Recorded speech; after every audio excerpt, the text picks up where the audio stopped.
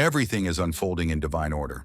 For this moment, you should be affirming that all the people you need on this journey will appear and that they will be perfect in every way for what you need right now. They will also arrive at the exact right moment. Within this work called your life, everything has been perfect. Your ex-spouse appeared just in time for you to create those children you love so much. The father who left taught you self-reliance by leaving at the right moment. The lover who abandoned you was also part of this perfection. The good times, the struggles, the tears, the abuses, each involved people who came into your life and then left.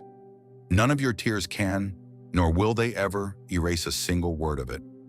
This is your past, and whatever your level of energy was at that time, your needs or your situation in life, you attracted the right people and events.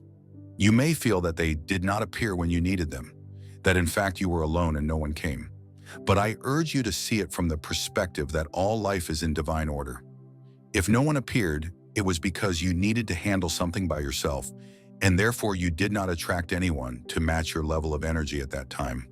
Seeing the past as a play in which every entrance and exit was written by your source, and as something you attracted in that moment, frees you from the lower energies of guilt, regret, and often revenge.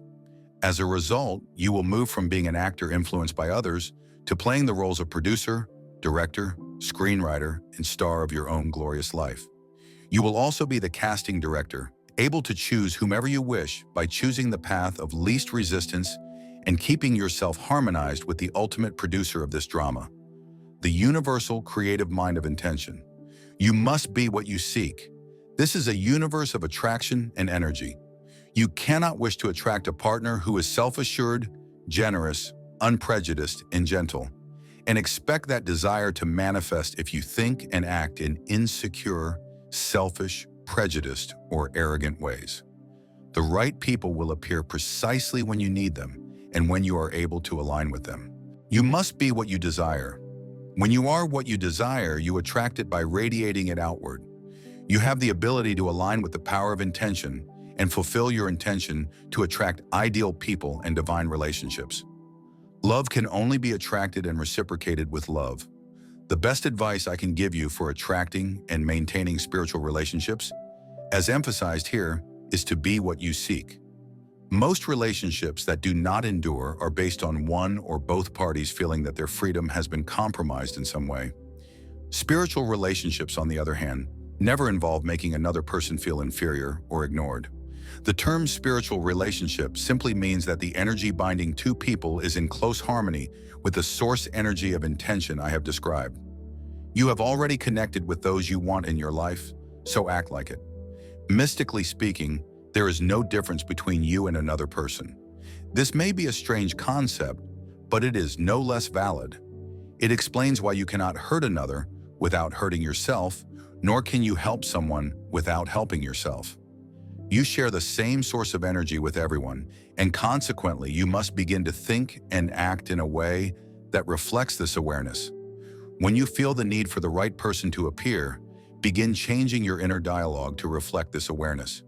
Instead of saying, "I wish this person would appear because I need to get out of this rut," activate a thought like, "I know the right person will arrive in divine order. At the perfect time, you are love. You emanate from pure love. You are connected to this source of love at all times. Think this way, feel this way, and soon you will act this way. Everything you think, feel, and do will be met in the same way." Believe it or not, this principle, that the right person appears, has been in effect forever. It is only your ego that keeps you from seeing it clearly. A few words about patience.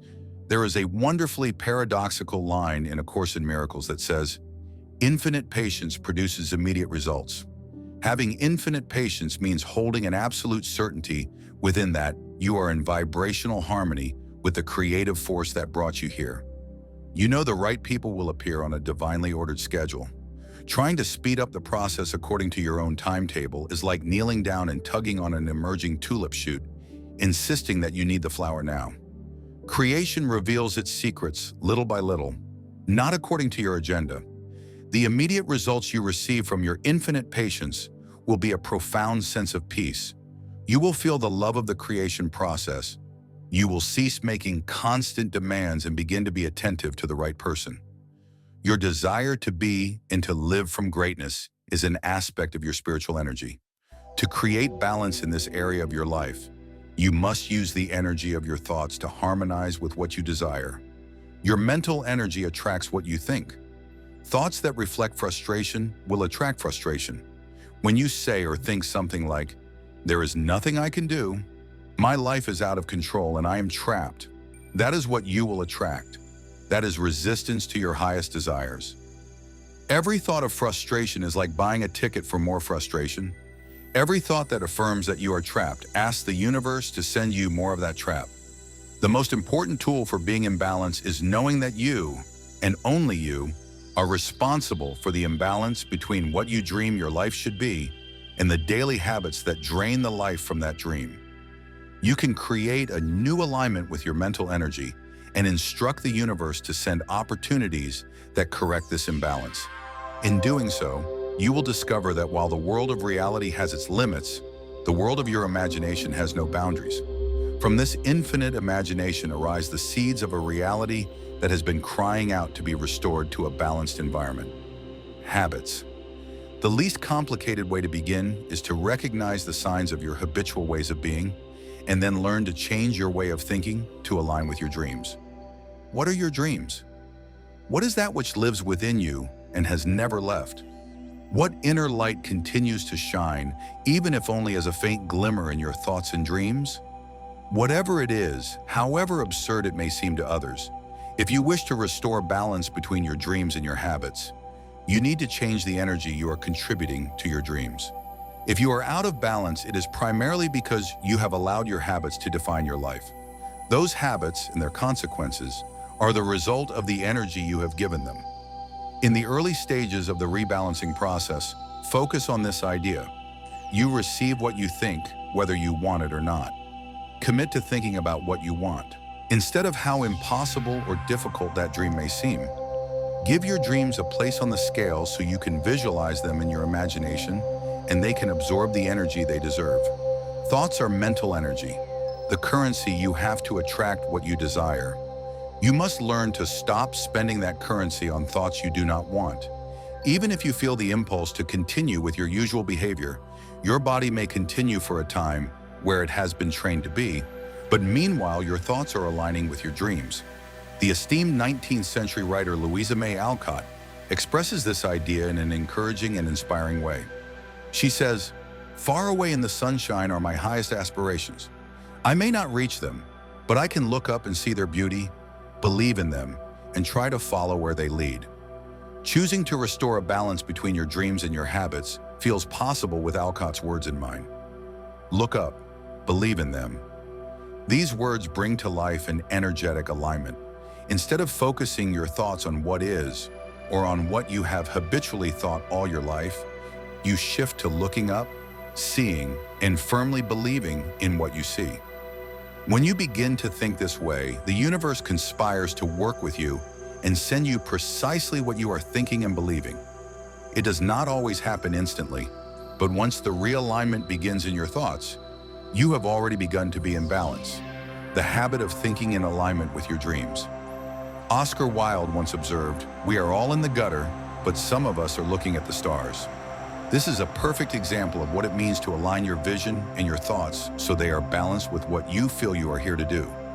A thought such as, "It is my intention to create a place to help disadvantaged children," is in fact a message to the universe. If you strongly feel you came here for a particular purpose, then you should cultivate the energy that matches that dream. No matter what your life circumstances are, your current financial state is irrelevant as far as pursuing this purpose is concerned. The presence of a group of detractors should neither influence you nor make you doubt your calling. What you are doing by balancing your life with your dream is beginning to co-create your life. Co-creation is the cooperative use of the energy of the Spirit's invisible field.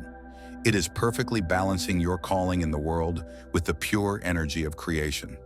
Emulate this creative field by being as much like it as possible. This involves your willingness to see yourself as a balanced being who attracts the conditions you wish to produce.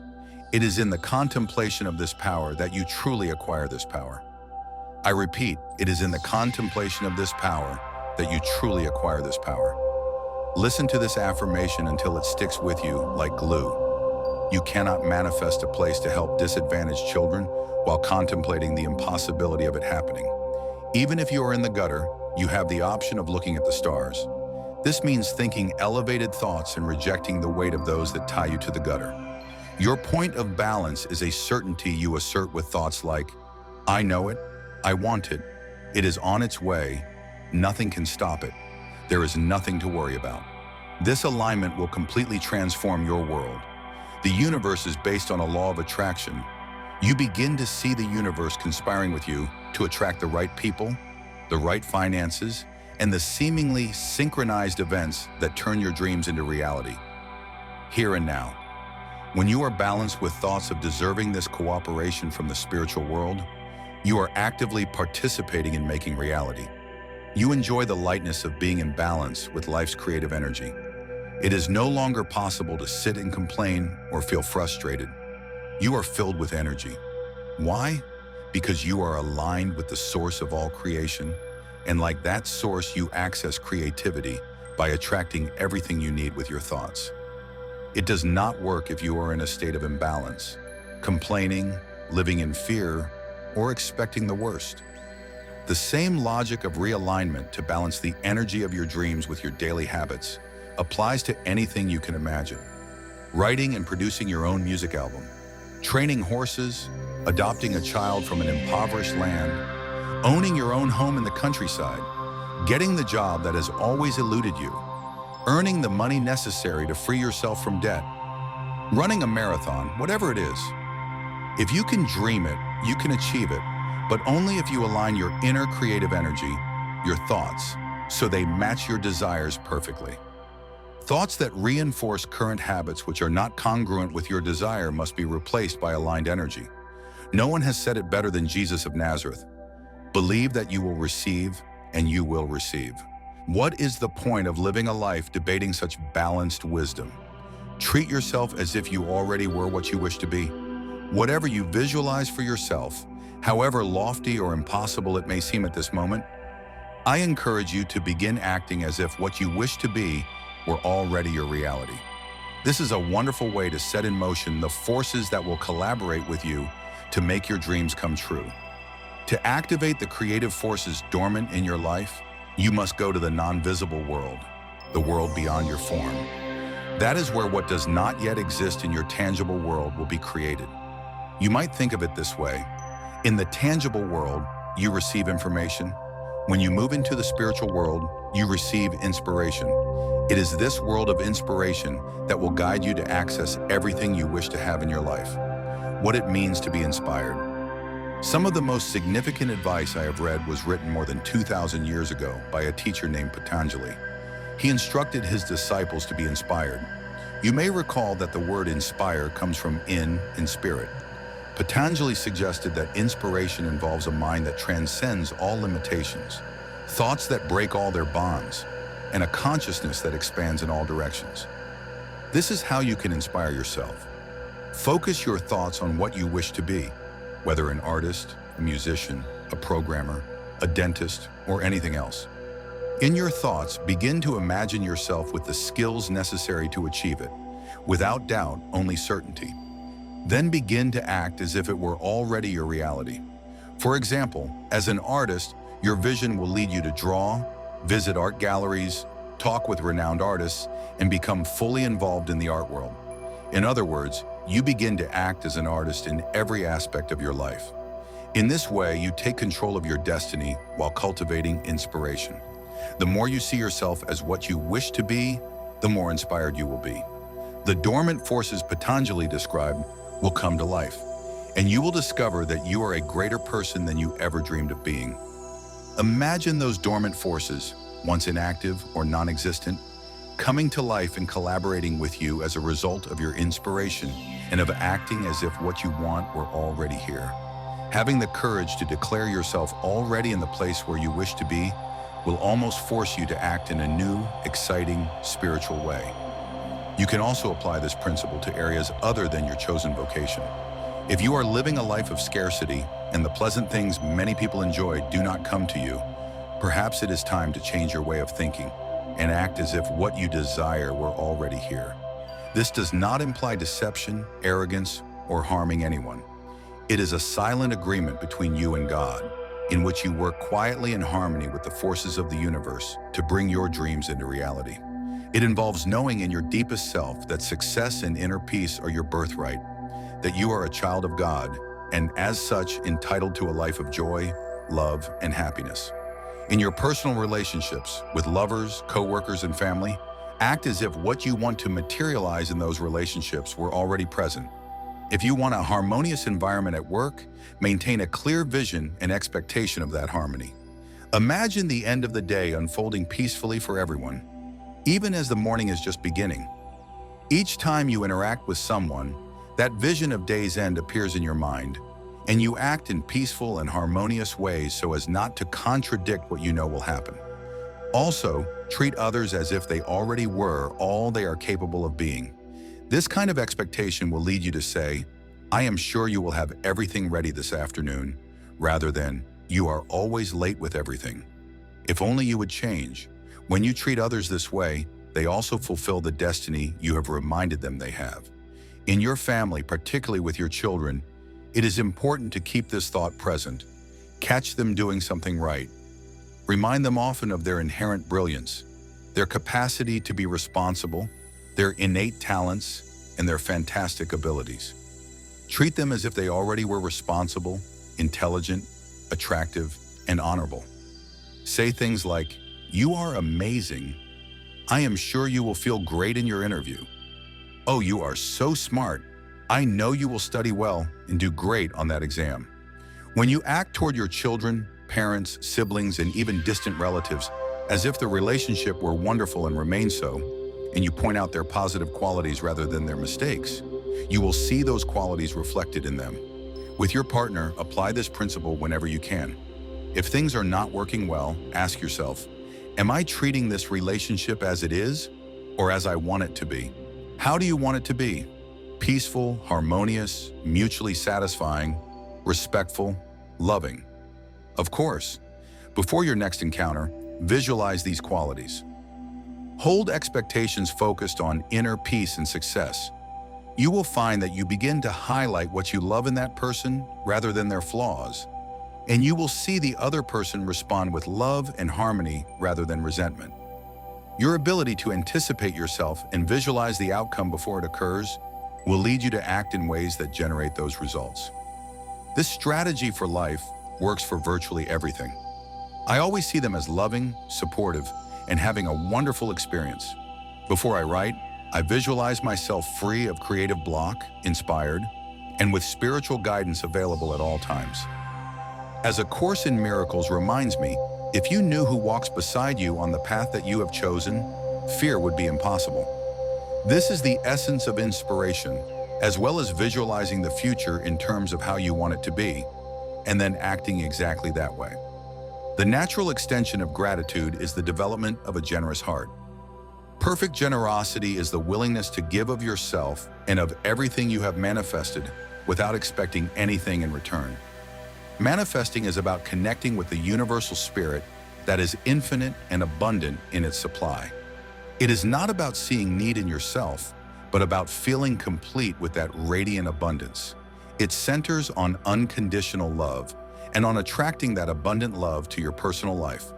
When you feel the presence of that abundance, your gratitude will move you toward generosity.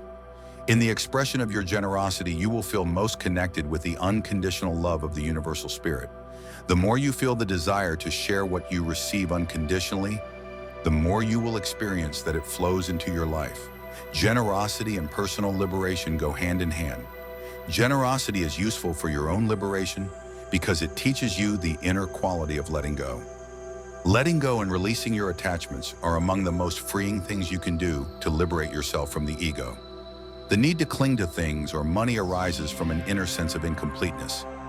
Practicing generosity aligns you with your sense of wholeness and love.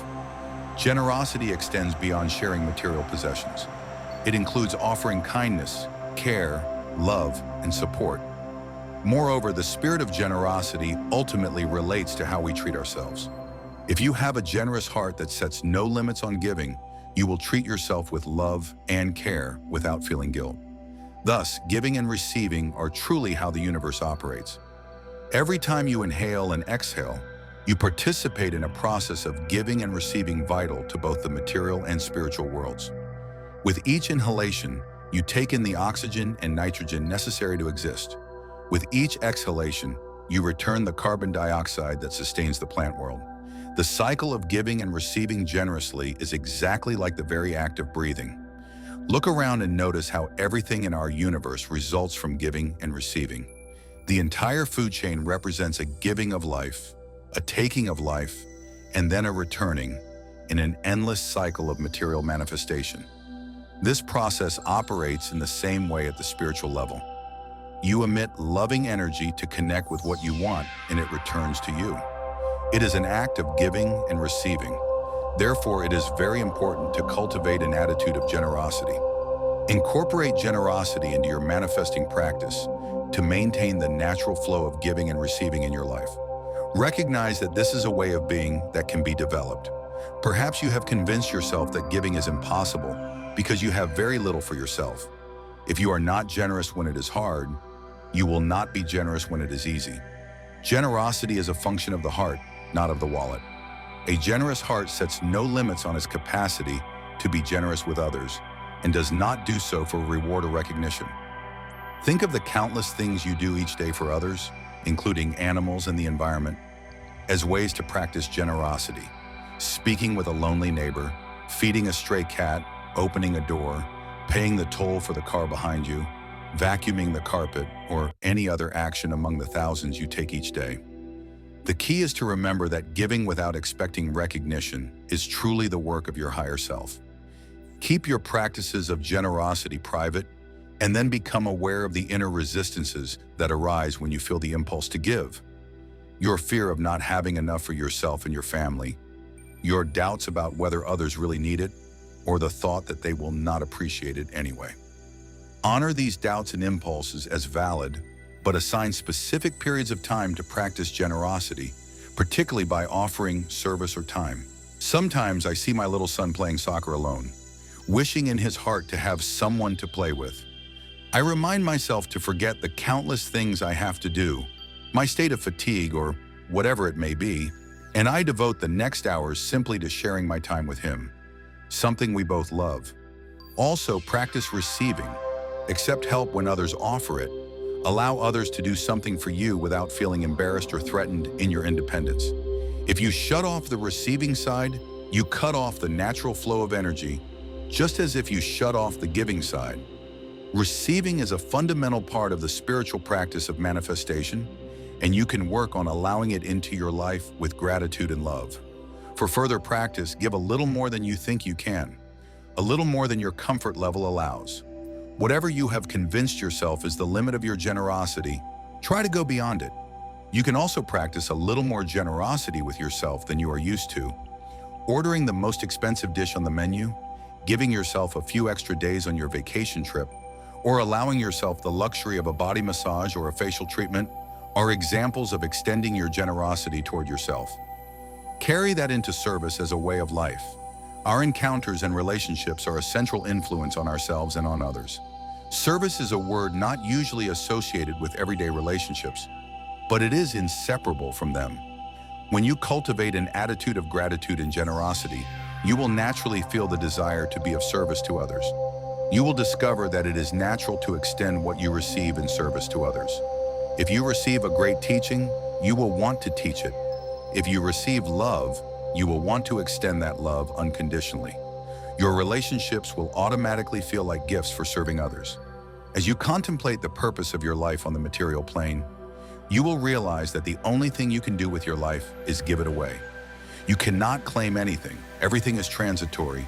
You will find your purpose and your strength by seeing that you are in relationship with all living beings, and that you find purpose and peace by serving in some way. It is in this state of recognizing our fundamental interconnectedness that we understand we are constantly in service to others. This awareness is what you want to keep present as you generate this principle of spiritual manifestation.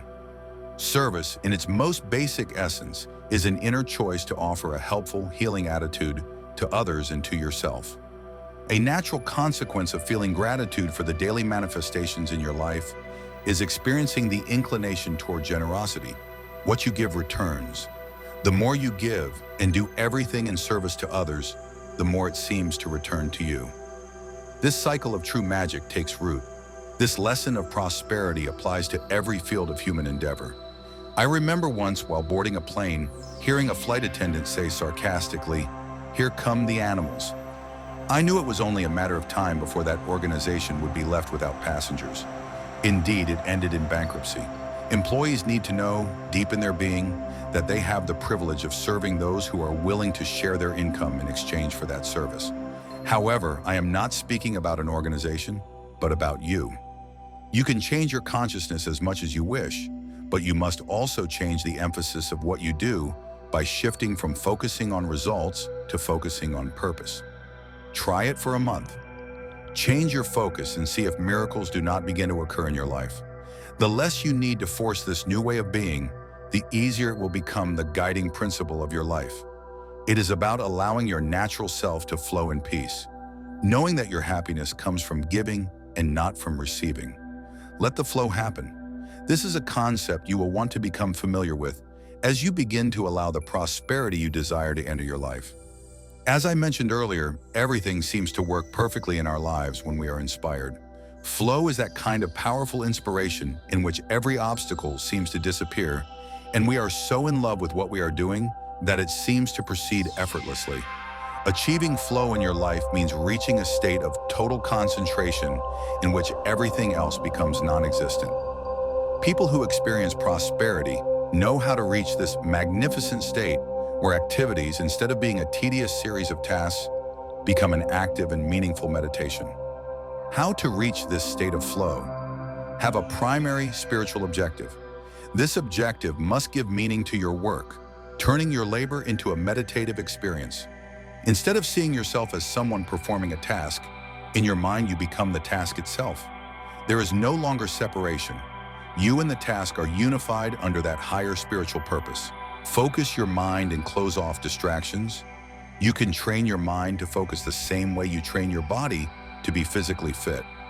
Focus is a natural knowing within you. You can ignore it or practice it often. Surrender to the process. Resist the urge to strain for what you want. Surrender to God, to your higher power, or whatever you call it. Let go and focus completely on the present experience without worrying about results. Do not strive to achieve. Enjoy the process of your work.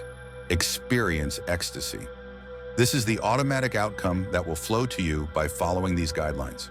You will feel an unmistakable inner bliss and joy. It will arrive unexpectedly, but you will recognize that you are having a peak emotional experience while achieving maximum productivity without effort. Your state of ecstasy opens new vistas of creativity and energy. This natural state of happiness is key to enhancing your performance. The processes of surrender, focus, and living with purpose lead to ecstasy.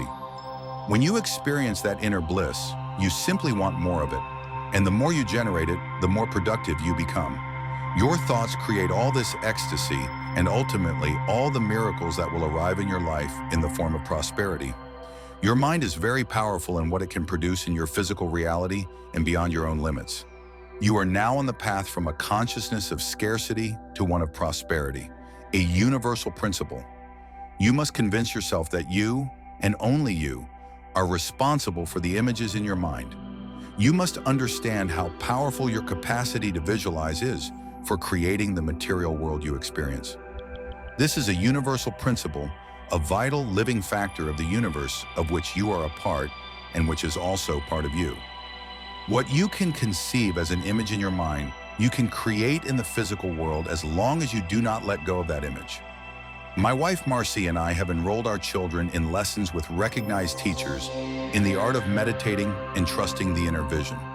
We do this not to give them an advantage over others, but so they know they possess something within that no one can take away from them, regardless of the material circumstances of their lives. They are learning very early that their peace and composure as human beings depend on themselves. and that they have a special refuge within them always available. Now that we have arrived here, I am going to share one of the best reflections from one of my great friends. You surely know him, for he has had a tremendous impact and has changed countless lives. If there is a true message that includes angels or angelic presences, it always comes down to discovering who you really are, finding your connection with the source of all life. Channeling, well, some people seem to have contact with different entities that are not physically incarnated, and there is no doubt that there are entities that are not physically incarnated. There are many, many guides, those entities who may also pretend to be someone else. The main criterion is, what is the quality of the information you are receiving, rather than trying to find out who they really are? This also applies to what is called channeling, which is still quite popular, I suppose in some places more than in others. In the United States, there is a town called Sedona, a kind of New Age city in Arizona, where it seems that every other inhabitant channels some kind of spiritual guide. I have seen many channeled writings, and a large percentage of them do not seem very relevant to anything. A small percentage does. There is something there. A notable example is A Course in Miracles, which is not for everyone, but it is a high-quality text, scripture if you will, and it was definitely channeled, because the person who wrote it had an inner dictation and wrote what she heard. She did not fully understand what the dictation was saying and could not live the teaching, and yet the book was produced. Perhaps you have heard the saying about deceased people. Some think that the moment they die, they know everything. But there is a saying that goes, just because they are dead does not mean they are intelligent. So whether you are channeling or going to someone who channels, who usually closes their eyes and says, I am so-and-so speaking to you, whether it is genuine or not, listen to the quality of the teaching. If it is a teaching, are the words truly sound? Is it just fiction? It could be information you are supposed to believe, and it could say anything. Would it make any difference in your life if what they say is right or wrong? Maybe they are talking about life on distant planets and what happens there. It could be a science fiction novel as far as you are concerned. But some people are so impressed by the fact that these are channeled entities that they say, all right, and then what happens on those planets? Or they identify as great entities from somewhere in outer space saying, my name is Ashtar, commander of the Galactic Fleet, and I have come here to guide you. All right, and what do you have to say? Ultimately, if there is a true message that includes angels or angelic presences, it always comes down to discovering who you really are, finding your connection with the source of all life. All true answers will come from within you, and whatever I say, verify it. You can verify it in your own experience. Otherwise, it is not relevant. That is what a true guide would say. The great scriptures of the world do not have authors. Some are anonymous. There is a difference between a spiritual guide and a teaching that comes from a deep connection of the teacher with the source. In that case, the teacher does not feel it comes from an entity, but from the source. And if an entity gives you information, where do they get it? From the one consciousness. So it may be that this entity is closer to, or more deeply connected with, that one consciousness. But they are not separate consciousnesses. There is only one consciousness, and any guide, only the one consciousness, can speak through any guide, no matter who it is, whether an angel, a deceased person, or Ashtar, commander of the Galactic Fleet. There is only one consciousness that can speak through them, and the essence of their message must be, if it is true, discover who you are in your essence, and then begin to live from the essence of who you are. So use your own intuition, and I believe you will be able to know whether what they say is useful or not. At this moment, I can think only of A Course in Miracles, which is of very high quality. There was a time when there was Seth, the Seth writings. The woman channeled an entity called Seth, and some of it is interesting and has useful things, not necessarily reaching the deepest level, yet there is useful information there, though not at the deepest level connecting with the source. When I speak, I do not feel that some other entity is speaking through me, but I do realize that it is not the person speaking. It is consciousness using the mind of this person as a vehicle, and consciousness speaks through me. In that sense, what I say is also channeled. Moreover, I do not know what I am going to say next, And most of the time I do not even know, before speaking, which words will come out of my mouth. That connection is important. That is the connection with the source, with stillness, with presence, whatever you want to call it. And you also have that available to you. You may not give public talks, or perhaps at some point you will, and some of you already do. But in whatever area you are active, being connected with the source will empower you in any area in which you are active, and it will make your work much more useful to others. The more empowered you become, the more inspired you are, and you become an inspiration to others. Even if you are just selling tickets, movie tickets, or whatever it may be. It does not matter. Everything is transformed through your connection with the source.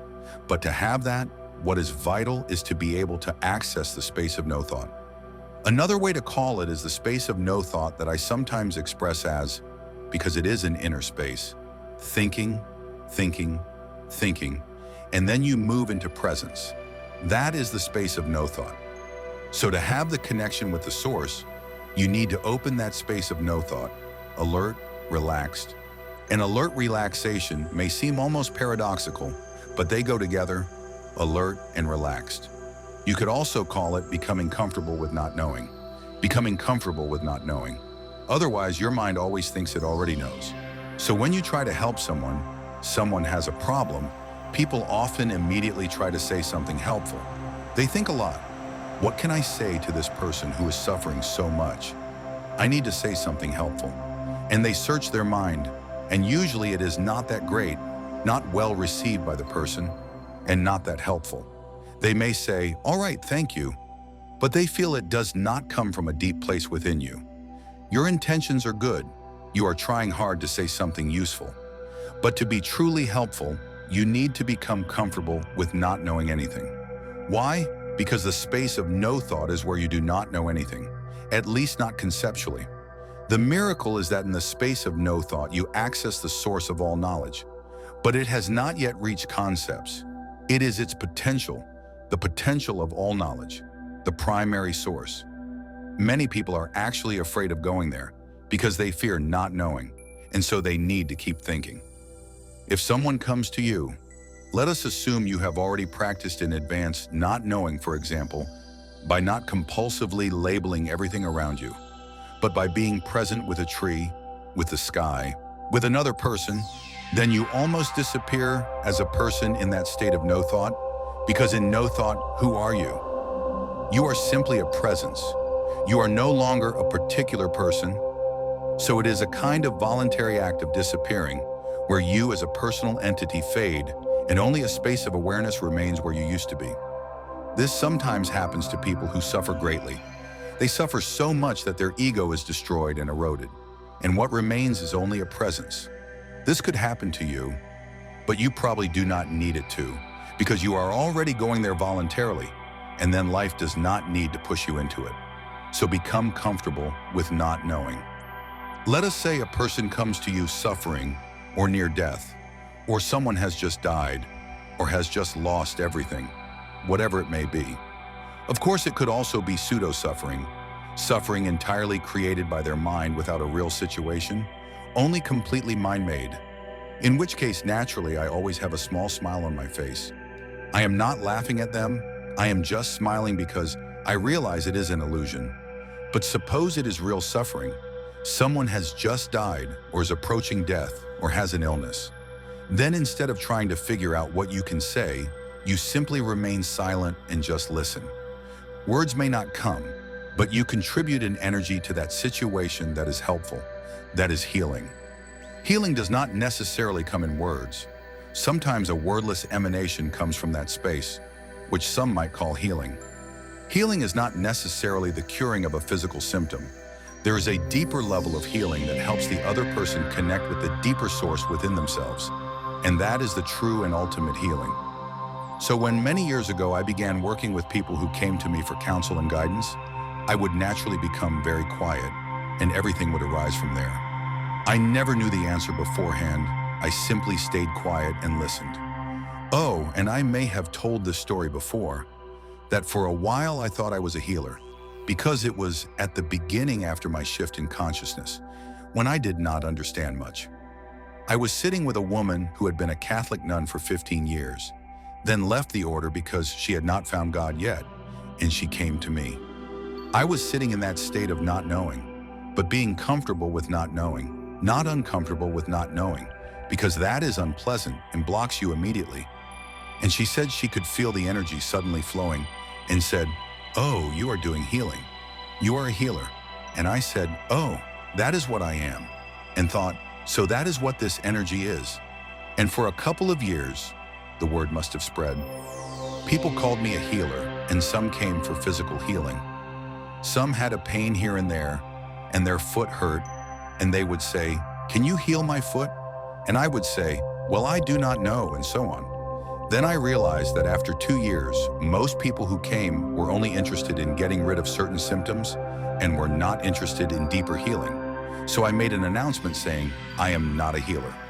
Once you know that, the end of fear also arrives because nothing can be destroyed. It is wonderful. Practice. Your practice, no matter where you practice, wherever you are in your life, practice. Every situation, every moment has both dimensions. The end of fear comes with that. Fear is a normal human condition for most people, sometimes buried under something else. Fear in its many manifestations, nervousness, tension, anxiety, anger, actually come from fear. Stress is really a form of fear. All are many forms of fear. Quite normal. Why? Because that is all you know. Fear. You do not know that once you know this, it is also the end of fear, because nothing can be destroyed. That is why A Course in Miracles begins. This is all you need to know, with the prologue before anything begins. This course can be summed up in these words. Nothing real can be threatened.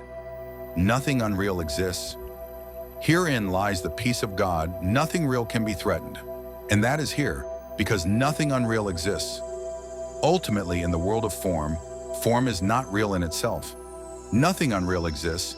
Herein lies the peace of God. God, of course, is the formless, timeless, eternal, unmanifested, which is both within and beyond the world.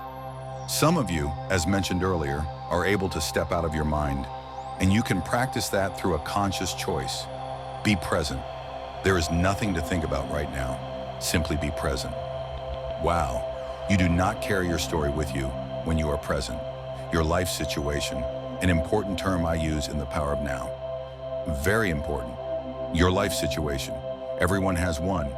Past, future, relationships, work, health, finances, where you live, what is happening to you, and your whole life situation.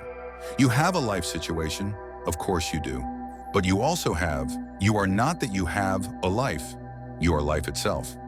And when your life situation is all you know of yourself, which is another way of saying that is all you know, then you miss life. You are not very good at handling your life situation, but you miss life.